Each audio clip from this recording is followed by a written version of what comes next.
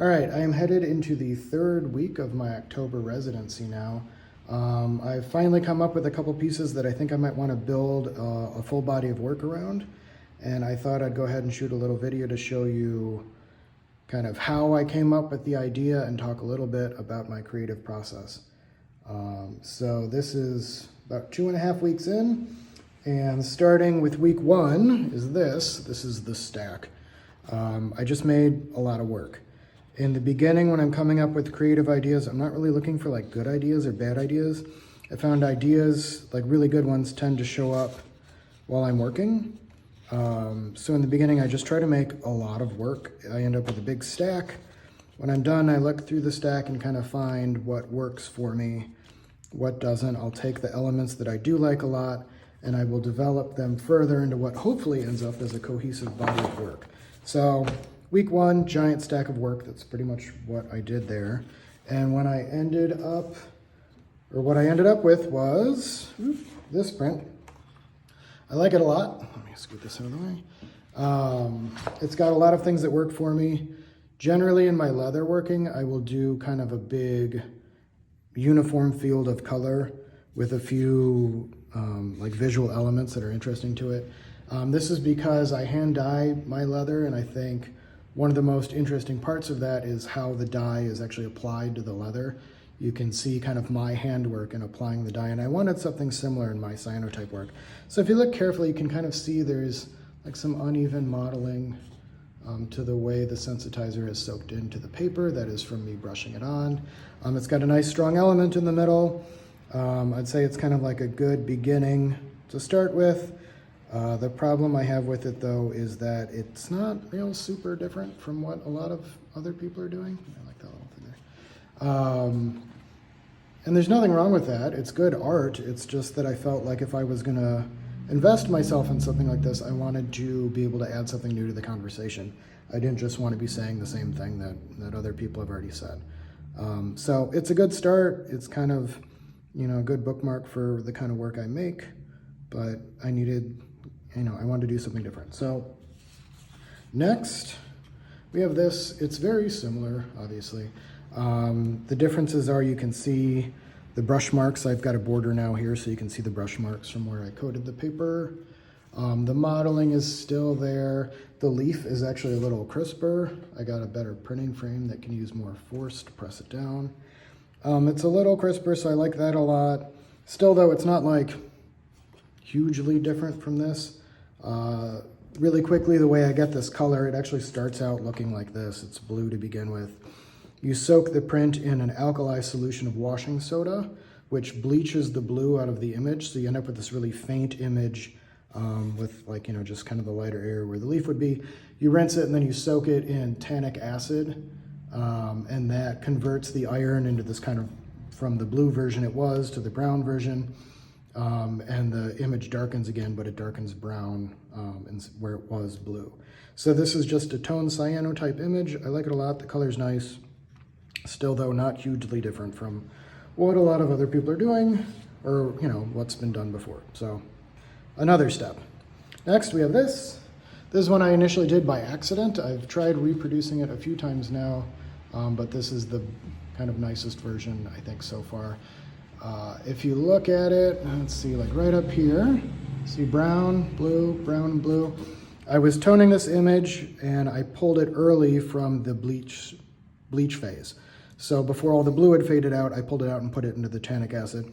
And what ended up happening was a lot of the blue remained, but it's got these kind of brown elements to it too. I got really excited when I saw this because blue and brown is a pretty consistent theme in my leather work. I actually have this piece here, so you can see brown, blue lines. This is from the Millstream collection. But blue and brown is pretty common to my work, and I was excited to see that show up in my cyanotype work because I hadn't really thought of combining them that way. But I have been really interested to see how kind of style elements from my leather working might show up in my cyanotype work. So we've got the hand coating, that kind of goes back to the hand dyeing from my leather work as well. But I was really excited to see something that was blue and brown. And that kind of got me thinking about what else can I include from my leather working practice that I can work into my cyanotype stuff. So next, we have an image that I honestly don't think works very well. It's this one, so ginkgo leaves back. It's still hand brushed. There's a little bit of kind of modeling going on, but not a huge amount. Obviously the big difference though is the circle. I made this with vinyl detailing tape. It's actually the same way I do the lines on the Millstream collection. I exposed it like you would a normal cyanotype print. You brush the sensitizer on, you put the leaf down, you put glass on top to hold the leaf down. You put it out in the sun, except this time on the glass, I made a circle out of tape to block the light. And then I put the glass down on the leaf to make the print. There are things I really do like about it. Like if you see how it's lighter along the edges, I think that's really interesting. But honestly, it also kind of reminds me of a 1980s travel agency logo, and that's not really what I'm going for. So it's the start of an idea. I like the circle, but not good enough. So I started sketching. Here's my sketchbook. And I started kind of working with this circle idea and seeing what I could come up with. And at the same time, I was also thinking about how can I get blue and brown to show up in the print. So I wanted to work with that as well. The next piece I came up with was this one. So this is a two-step process. First, I coat the paper like I normally would, put it out in the sunshine with nothing on it. It turned blue. I toned it so it's brown, and then I coated it a second time with the circle to make the blue. So we've got brown, blue, the leaf is there. It's got a lot of stuff going for it. I'm not super thrilled with kind of how it bled along the outside. It's interesting. I do kind of like the hand coaty nature of it, but I really wanted something more precise this time around, kind of referencing back to how I do these very like little meticulous things in my leather work. I wanted it a little cleaner. Also, there's some weird staining stuff going on that I had to figure out. But this was definitely the next step in the process. It's brown and blue. It's got that going on. Here's another one. Same idea. This one I toned kind of to completion. So it sat in the tannic acid longer. The iron finished converting to brown. It ended up kind of this gray color. It's a nice print. It's a little clearer. The circle's more well-defined. I think the lighter brown though looks better because there's more contrast. So it looks okay on the table, but when you imagine it hanging on a wall, I think it would kind of get lost on the wall because it's too dark. There's not enough to kind of draw your eye to it. Also, you can see here the staining's getting much worse. I ended up having to buy a large darkroom tray and a couple hoses and setting up like a rinsing area in my basement in the utility sink so I can flush a lot of water across the surface of the paper right away and kind of get that staining out. That took a little minute to figure out. But next up, we've got kind of the first really successful piece I think I came up with, which is this one. This was the first one where I was like, okay, I think this idea might actually work.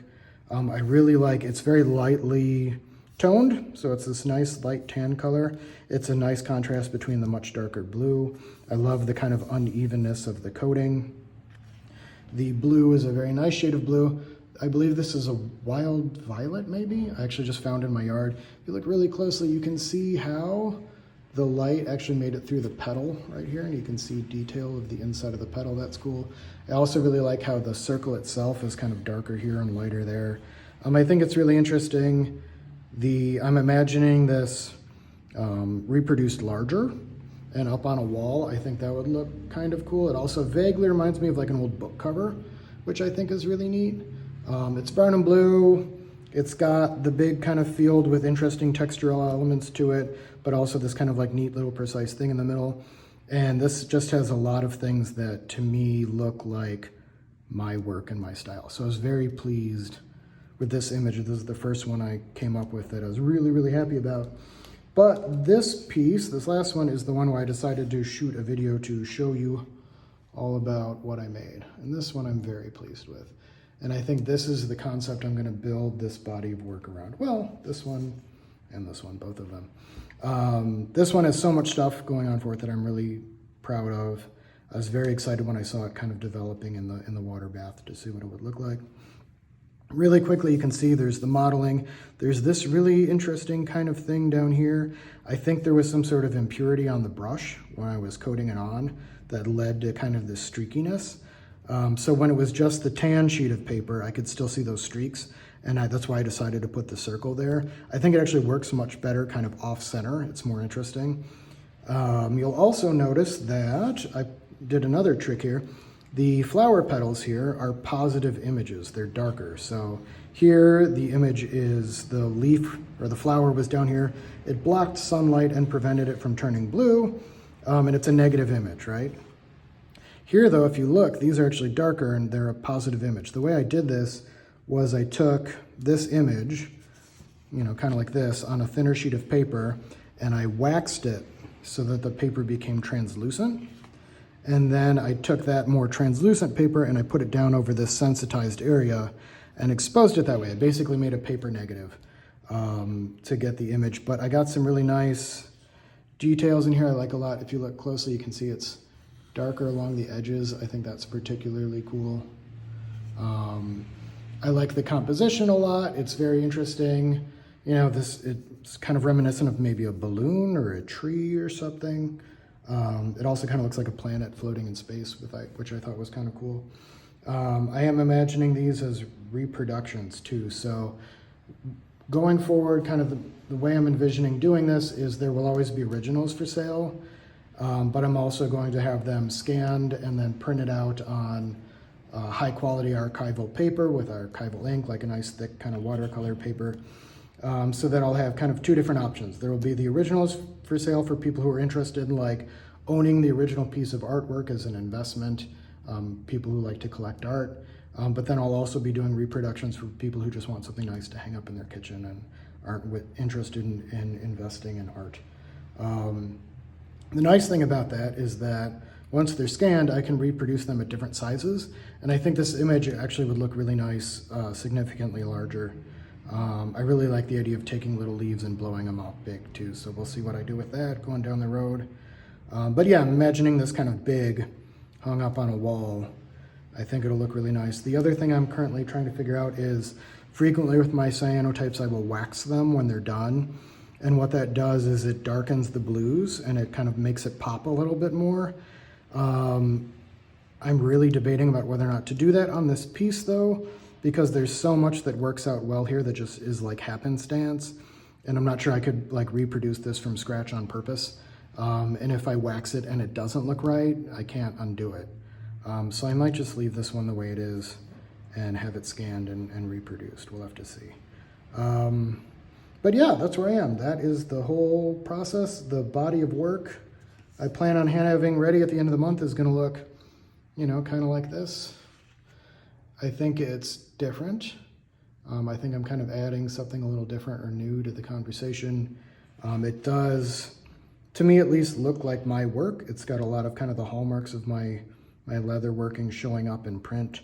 I'm really excited about it. So I've got another week and a half to kind of find people to print it out and scan it, and then I have to kind of figure out how to photograph it and all that kind of stuff. But yeah, that's where we're at, about halfway through my residency. And yeah, thanks so much for watching.